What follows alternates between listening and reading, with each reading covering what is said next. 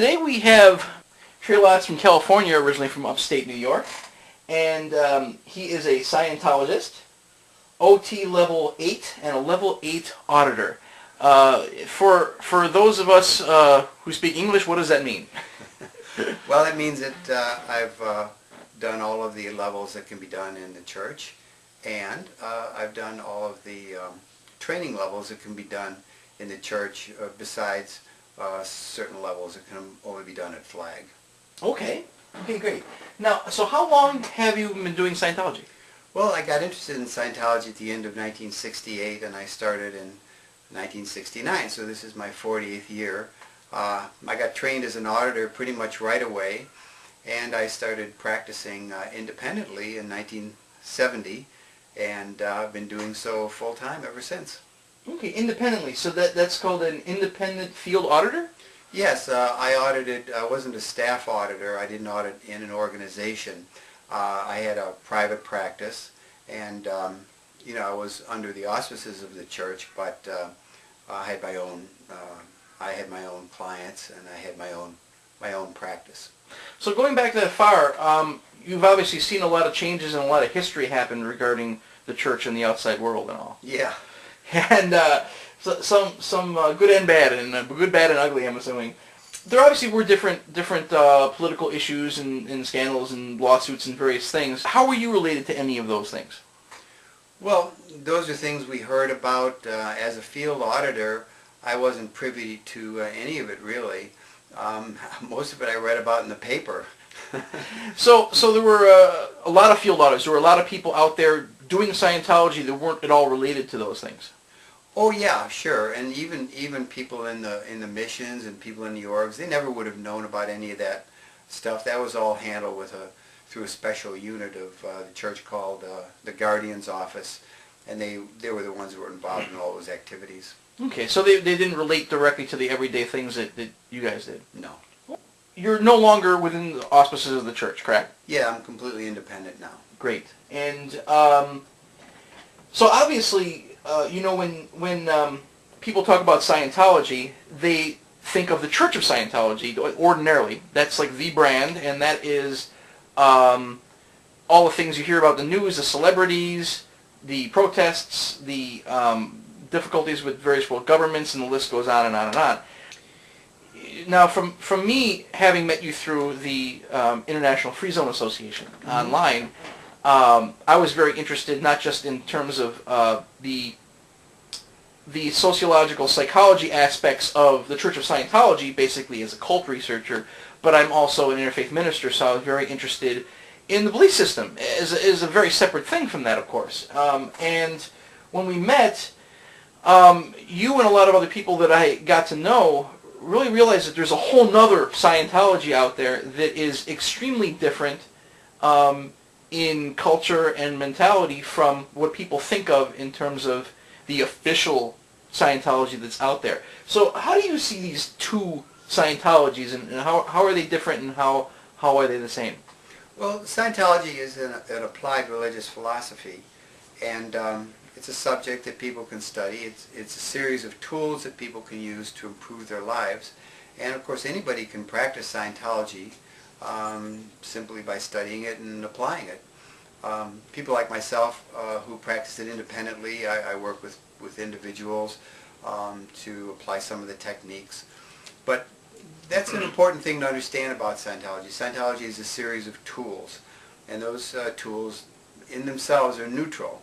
They're not good or bad, and anything powerful can be used to accomplish good ends or bad ends. It really depends on the intention of the individual using them. And obviously there are people who've used them for control. Certainly. And then, but obviously that's not your intention. Right. And that never was. Even as being a member of the church, you were trying to live up to a different ideal than what the papers would suggest.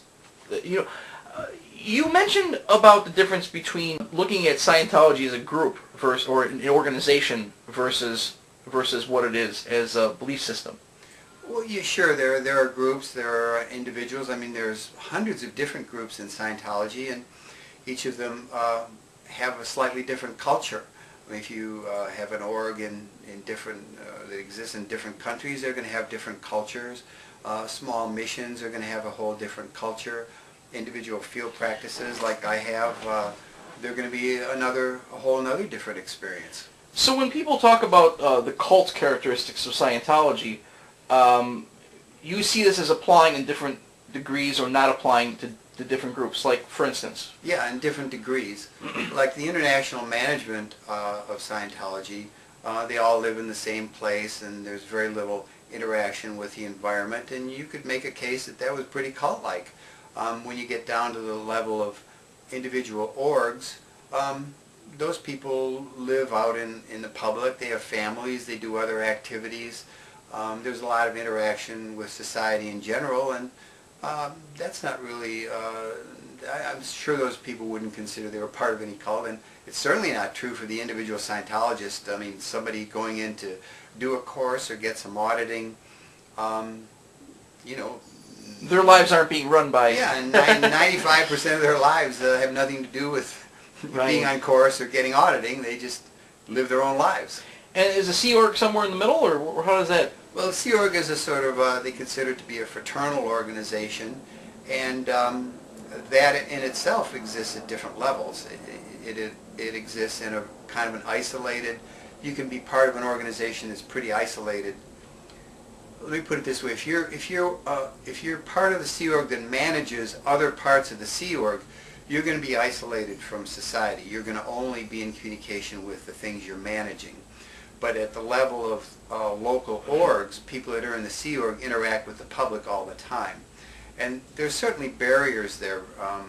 You know, there's like in front of the curtain and behind the curtain, you know, for those staff people. And different levels of control. Yeah, different levels of control. I would say anybody in the Sea Org has a high level of control on their lives.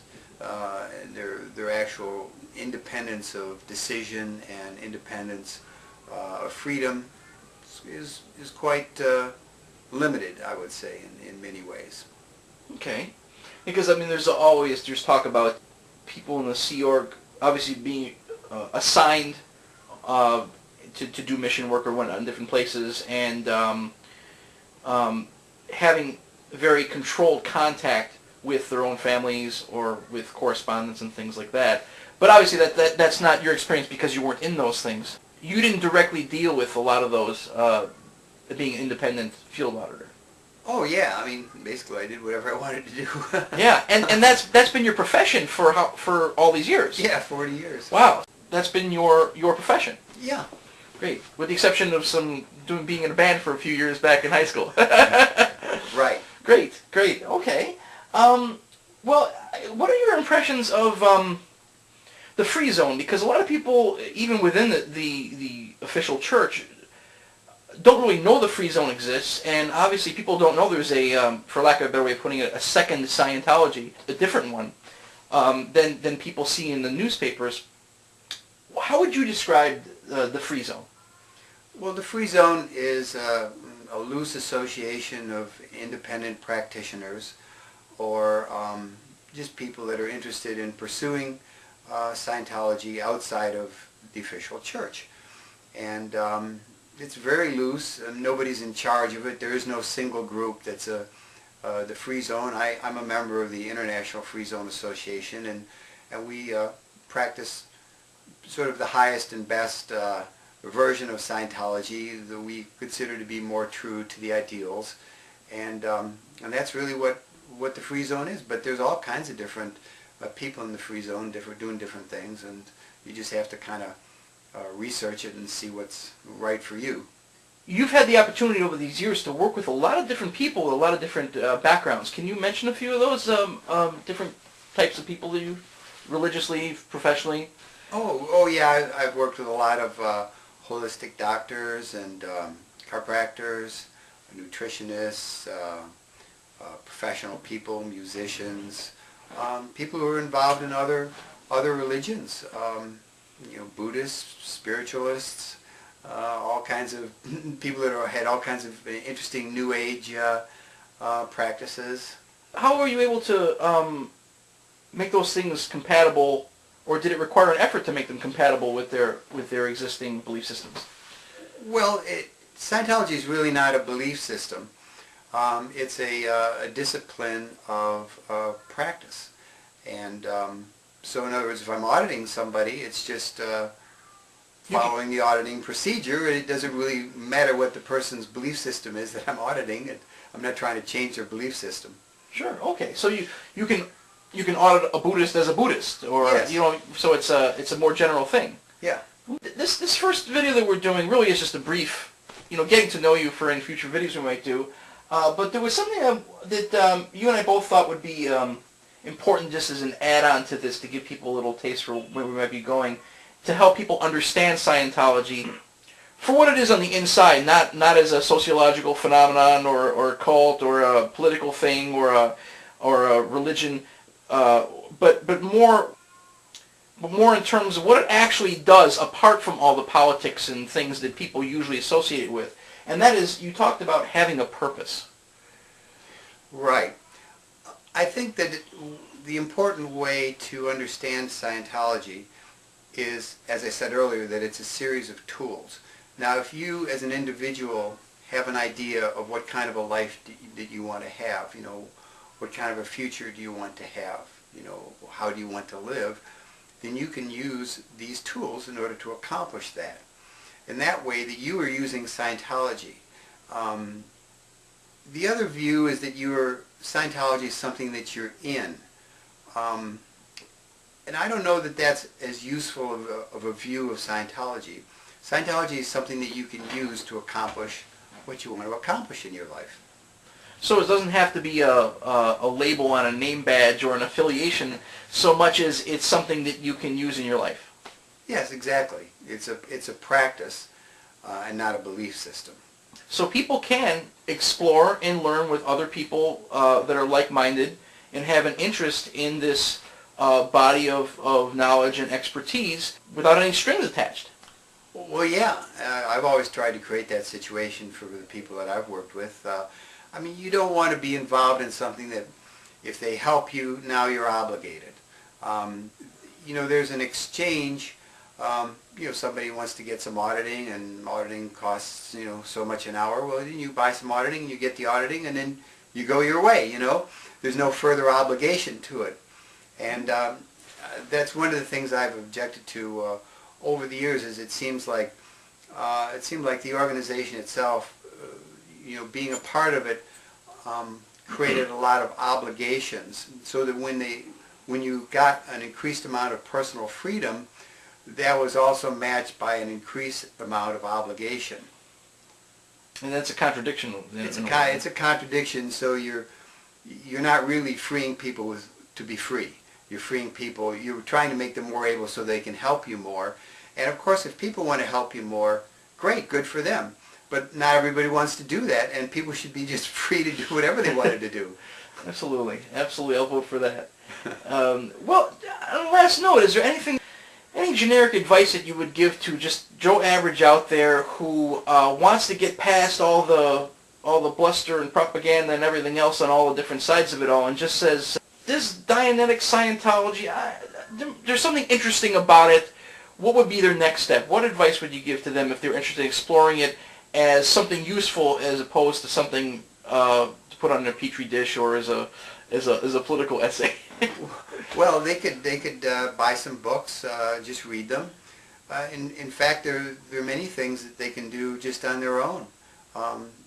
Self-analysis. You can audit yourself on self-analysis. Is that book available? Oh, yeah, sure. And would you suggest people start with Dianetics? That seems to be the traditional... Read the Dianetics book, Fundamentals of Thought. There's several good books, and you read it and you see if it makes sense to you, and there's a lot of things you can apply without any other involvement. If you want to find an auditor, there are a lot of auditors available, and you'll have a good experience with it. That's great. I really appreciate your time, and I'm assuming other people will appreciate this as well. Thanks, Trey. Well, thank you.